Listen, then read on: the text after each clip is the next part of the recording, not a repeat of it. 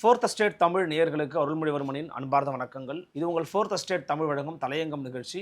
இன்றைக்கு நம்முடைய தலையங்கம் நிகழ்ச்சியில் பாஜகவினுடைய முன்னாள் மாநில தலைவராக இருந்த திரு அண்ணாமலை ஐபிஎஸ் அவர்கள் தற்போது அந்த கட்சியிலிருந்து விலகப் போகிறார் அப்படிங்கிற செய்தி தான் ஒரு பரவலாக வைரலாக பேசப்பட்டு வரக்கூடிய ஒரு தலைப்பாக மாறி இருக்கிறது.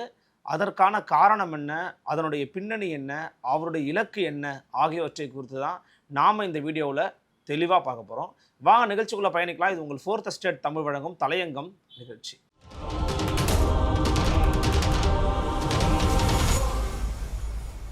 அண்ணாமலை அப்படின்னு பேரை கேட்ட உடனே ரொம்ப ஒரு அதிரிபுதிரியான ஒரு அரசியல்வாதி, தடாலடியான பேச்சுக்கு சொந்தக்காரர், ரொம்ப ஒரு யங்கான ஒரு வைப்ரண்டான ஒரு பொலிட்டீஷியன் இப்படின்னு நமக்கு வந்து பல முகங்கள் இப்போ நமக்கு அடையாளப்பட்டாலும் ஒரு காலகட்டத்தில் அவர் அப்படியான ஒரு மனிதராக அறியப்படலை. தமிழ்நாட்டு அரசியலுக்குள்ளே வரும்போது ஒரு மெக்கானிக்கல் இன்ஜினியரிங் முடித்த ஒரு எம்பிஏ பட்டதாரி, அதன் பிறகு சிவில் சர்வீஸ் எக்ஸாம் எழுதி கர்நாடகாவில் வந்து போஸ்டிங் வாங்கி படிப்படியாக எஸ்பி ரேங்க் வரைக்கும் வந்து அதன் பிறகு அங்கேருந்து விடுபெற்று நான் பப்ளிக் சர்வீஸுக்கு போக போகிறேன், பொதுமக்களுடைய சேவைக்கு போக போகிறேன், அதுக்கு சிஸ்டமை சரி பண்ண வேண்டிய தேவை இருக்குது அப்படின்னு சொல்லி வந்தார். முதல் முறையாக ரஜினிகாந்த் அவர்கள் வந்து கட்சி அறிவிக்கிறேன், நான் அரசியலுக்கு வருவது உறுதி அப்படின்னு பேசினப்ப ஒரு நல்ல இளைஞரை நம்ம முதலமைச்சராக ஆக்கணும்னு அவர் வந்து பேசியிருந்தார். அப்போது ரஜினிகாந்த் அவருடைய சாய்ஸாக இருந்த நபர் திரு அண்ணாமலை ஐபிஎஸ் அவர்கள் தான் அப்படின்னு பரவலாக பேசப்பட்டுச்சு. ரஜினிகாந்த் அவர்கள் கட்சி துவங்கக்கூடிய அந்த காலகட்டத்தில் நியூஸ் 18 தமிழ்நாடு தொலைக்காட்சிக்கு திரு அண்ணாமலை ஐபிஎஸ் அவர்கள் முதல் முறையாக ஒரு பேட்டி ஒன்று கொடுத்துருந்தார். அந்த பேட்டியில் கூட நீட் குறித்து அவர் கருத்துக்களை பேசியிருந்தார். அதன் பிறகு ஆதன் ஊடகத்திலையும் வந்து ஒரு பேட்டி கொடுத்துருந்தார். அதிலே ஒரு வெளிப்படையாக இந்த பாஜக, இந்த வலதுசாரி சித்தாந்த இந்துத்துவ அரசியலெல்லாம் ஆதரித்து அவர் பேசலை. கட்சியில் அவர் ஆரம்பிப்பார் அப்படின்னு அறிவிப்பார்னு எதிர்பார்த்துக்கிட்ட நேரத்தில் ரஜினிகாந்த் அவர்கள் அந்த முடிவை வந்து கைவிடுறாரு. அதன் பிறகு ரஜினிகாந்தை பாஜகவால் இயக்க முடியாததன் காரணமாக பாஜக நேரடியாக அண்ணாமலை அவர்களை கட்சிக்குள் இணைத்துக் கொள்கிறது, அல்லது இவர் போய் இணையிறாரு. கட்சிக்குள்ளே இணைந்த சில காலகட்டங்களிலே வந்து பார்த்திங்கன்னா அண்ணாமலை ஐபிஎஸ் அவர்களுக்கு ஒரு நல்ல வெளிச்சம் கிடைக்குது. அடுத்தடுத்து அவருக்கு பதவிகள் கொடுக்குறாங்க.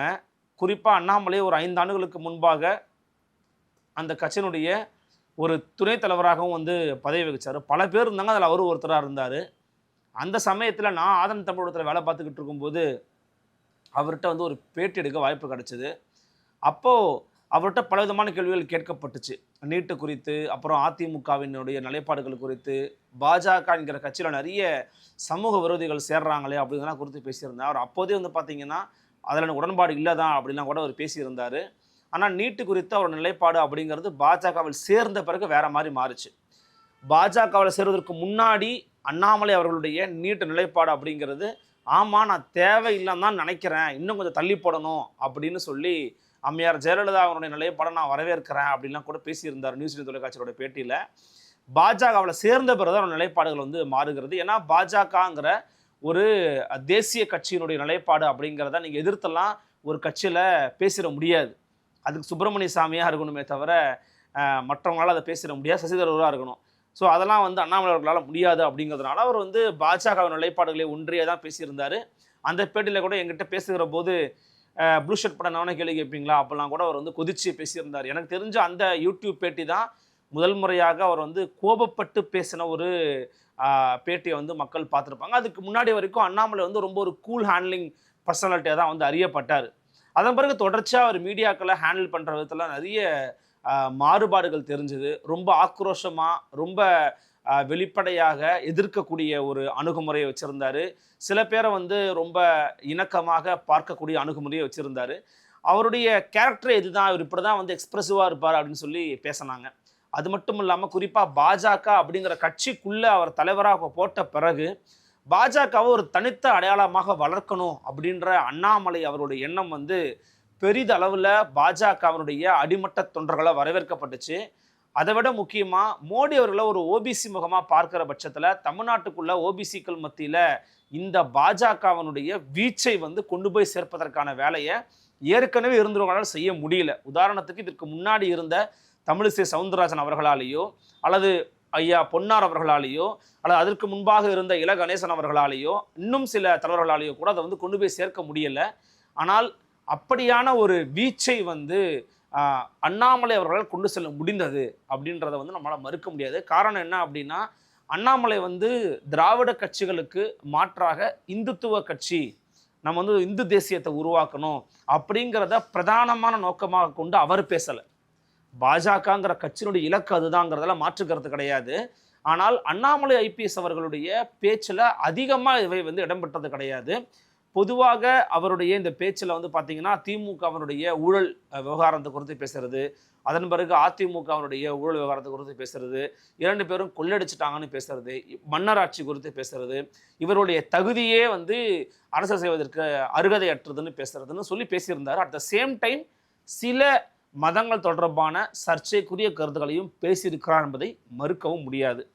ஆனால் அவரை வந்து பொதுவாக பார்க்குற போது ஒரு மோடி ஃபாலோவர், நான் வந்து எனக்கு மோடி தான் தலைவர், எனக்கு மோடி தான் லீடர், அதாவது அமித்ஷா லீடர் கிடையாது, நயனார் லீடர் கிடையாது, அப்புறம் மற்ற யாரும் லீடர் கிடையாது, எனக்கு மோடி தான் லீடர் அப்படிங்கிற ஒரு மைண்ட் செட்டில் இயங்குகிற ஒரு மனிதராகத்தான் அண்ணாமலை அவர்களை வந்து பார்க்க முடிந்தது. இப்போது அவர் 2021 இருந்து தலைவராக மாறினார். 21 அரவக்குறிச்சியில் போட்டி போட்டார், தோற்று போயிட்டார். 24 கோயம்புத்தூரில் போட்டி போட்டார், தோற்று போயிட்டார். அதன் பிறகு 2025 அவருடைய கட்சி தலைவர் பொறுப்பை ராஜினாமா பண்ணுறாரு. ராஜினாமா பண்ணப்பட வைக்கிறாரு. ஏன்னா அவருடைய முடிவு என்னவாக இருந்துச்சுன்னா, தனித்து களம் காணணும், தனித்து போட்டி போடணும், அப்போ தான் பாஜகங்கிற கட்சியை வளர்க்க முடியும் அப்படின்னு முழுமையாக நம்பினார் திரு அண்ணாமலை. உதாரணத்துக்கு ஒன்று சொல்லணும் அப்படின்னா, நாம் தமிழர் கட்சியை பார்த்து 2024 அந்த கட்சி காணாமல் போயிடும் அப்படின்ற மாதிரி சொல்லியிருந்தார். ஆனால் நாம் தமிழர் கட்சி 8% மேலே வாக்கு வங்கியை காட்டி மாநில கட்சியை அங்கீகாரம் பெற்றாங்க.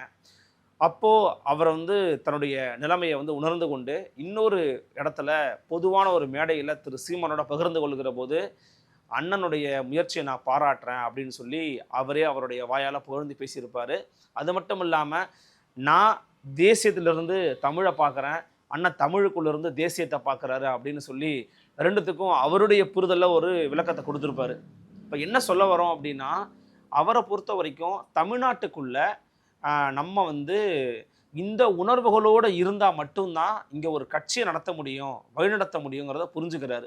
இரண்டாவது, என்னதான் இங்கே கொள்கை கோட்பாடு தத்துவங்கள்னு பேசினாலும் ஒரு தனி மனித பிம்ப, கதாநாயக பிம்ப, வழிபாட்டு முறையிலான ஒரு ஆளுமைகளை கொண்டாடக்கூடிய தன்மை தமிழ்நாட்டில் ரொம்ப அதிகமாக இருக்குது அப்படிங்கிறத உணர்ந்து கொண்ட திரு அண்ணாமலை அவர்கள் என்ன பண்ணுறாருன்னா, நம்மளுடைய ஃபாலோவர்ஸாக அப்படியே இன்னொரு இயக்கமாக இன்னொரு கட்சியாக மாற்றினா என்ன அப்படிங்கிற இடத்த நோக்கி இப்போ நகர்ந்துருக்கிறாருங்கிறத நம்மளால் பார்க்க முடிகிறது.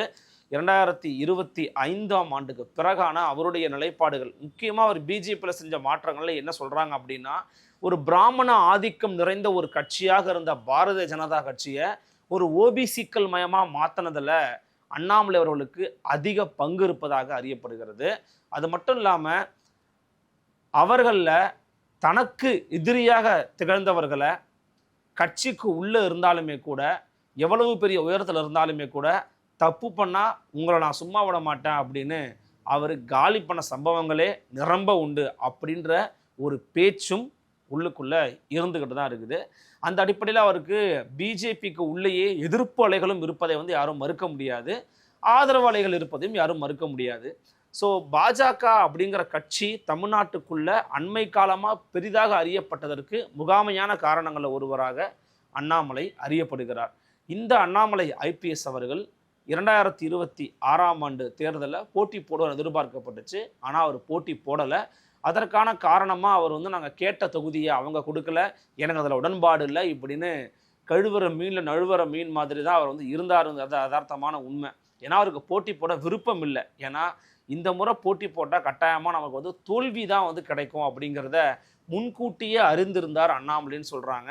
அவர் தற்போது பாஜகவினுடைய தேசிய தலைவர் நிதின் நபினை சந்தித்து கொடுத்த அந்த கடிதத்தில் கூட இந்த விவகாரங்களை குறிப்பிட்டிருக்கிறார். குறிப்பாக சொல்லணும் அப்படின்னா, இந்த தோல்விக்கான காரணங்கள் என்ன, இந்த படுதோல்விக்கு பின்னாடி செய்யப்பட வேண்டிய கரெக்ஷன்ஸ் என்னென்ன, நான் சொல்லியே இவங்க செய்யலை இப்படின்னு பலவிதமான கருத்துக்களை எழுதி கொடுத்துருக்கிறாரு.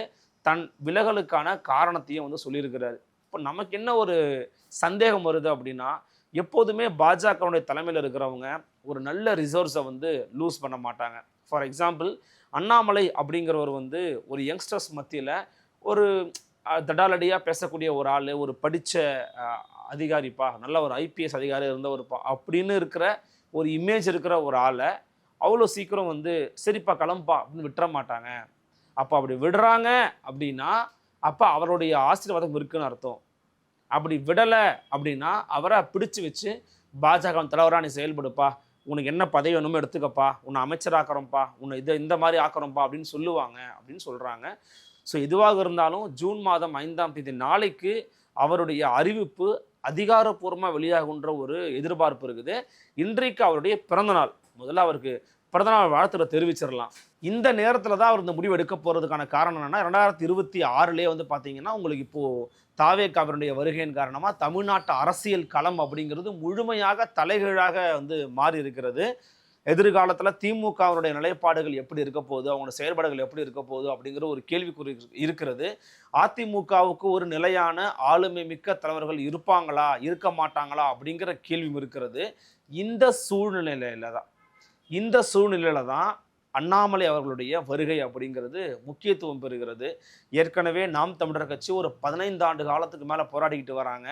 அவர்களை அண்ணாமலையுடைய பார்வை எப்படி வந்து அணுகப் போகிறது, அல்லது ஏற்கனவே இருக்கிற எக்ஸிஸ்டிங் பார்ட்டிஸோட சேர்ந்து இணைந்து ஒரு கூட்டணியை வந்து அமைப்பதற்கான வாய்ப்புகள் இருக்கிறதா அப்படின்னு நம்ம பார்க்க வேண்டியது இருக்கிறது. ஏன்னா இவர் கட்டாயமாக இனிமேல் ஆன அரசியல் அப்படிங்கிறது தமிழ்நாட்டு களத்தில் தாவேகா எதிர்ப்பு அரசியல் அப்படிங்கிறதான் கையில் எடுப்பாங்க. ஏன்னா ஆளுங்கட்சி யாரோ அவர்களை எதிர்த்து அரசியல் செய்வது மட்டும்தான் ஒரு எதிர்கட்சியை வலிமையான ஒரு முகமாக, ஒரு அடையாளமாக மக்கள் மத்தியில் வந்து கொண்டு போய் காட்டும்.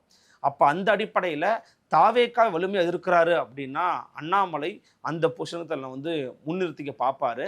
இன்னும் சில பேர் சொல்லக்கூடிய காரணங்கள் எப்படி இருக்குன்னா, அதிமுக எதிர்காலத்தில் எப்படிப்பட்ட ஒரு சூழ்நிலை இருக்குன்னு தெரியாது. அப்போது தனித்த அடையாளங்களாக இருக்கக்கூடிய, ரொம்ப நாளாக தமிழ்நாட்டுக்குள்ள அரசியல் செய்து கொண்டிருக்கக்கூடிய பாட்டாளி மக்கள் கட்சியின் தலைவர் அன்புமணி ராமதாஸ், நாம் தமிழர் கட்சியினுடைய சீமான் மற்றும் அண்ணாமலை போன்றவர்களாம் கூட ஒரு தேர்ட் ஃப்ரண்ட்டை நிறுவுவதற்கான வாய்ப்புகள் கூட வருங்காலகட்டங்களில் உருவாகலாம்.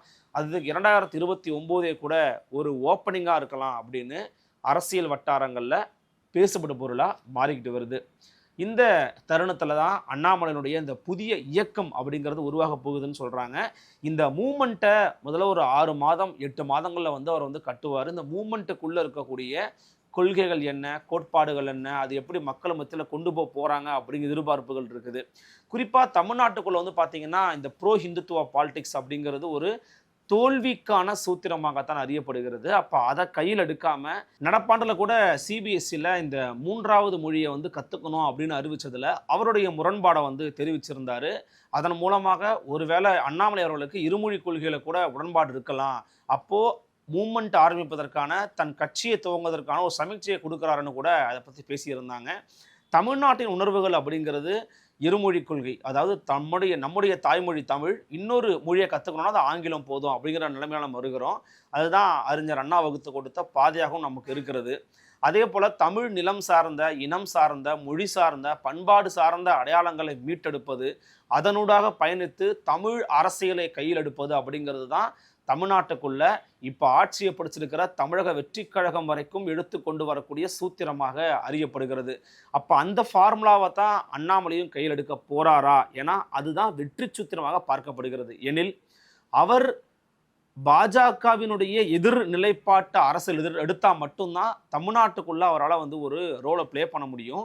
இருந்தாலும் அவருடைய ஃபாலோவர்ஸுக்கு அது அறியப்பட்ட ஒன்றாக இருப்பதனால அதை பெருசாக எதிர்க்காம அதை ஒரு சைடில் வச்சுக்கிட்டு தமிழ்நாட்டுக்குள்ள திராவிட மற்றும் இன்னைக்கு இருக்கக்கூடிய தாவேகா எதிர்ப்பு அரசியலை அவர் கையில் வீரியமாக எடுப்பதற்கான வாய்ப்புகள் நிறைய இருக்குதுன்னு சொல்கிறாங்க அரசியல் அறிந்த பெருமக்கள். எப்படி இருந்தாலும் 2029ஆம் ஆண்டு ஒரு சுவாரஸ்யமான தேர்தல் தமிழ்நாட்டு அரசியல் களமாக மாறவிருக்கிறது. அண்ணாமலை அவருடைய இந்த மூமெண்ட் அப்படிங்கிறது அரசியல் கட்சியாக பரிணமிக்குமா, அவருடைய நிலைப்பாடுகள், செயல்பாடுகள், பேச்சு எப்படி இருக்க போகுது அப்படிங்கிறதெல்லாம் நம்ம பொறுத்திருந்தால் பார்க்க போகிறோம். இவற்றை குறித்து உங்கள் எண்ணங்கள் என்ன அப்படிங்கிறத கமெண்ட் செக்ஷனில் பதிவு பண்ணுங்கள். மற்றொரு தலையங்கத்தில் மற்றொரு வீடியோவில் சந்திக்கிறேன். நன்றி, வணக்கம்.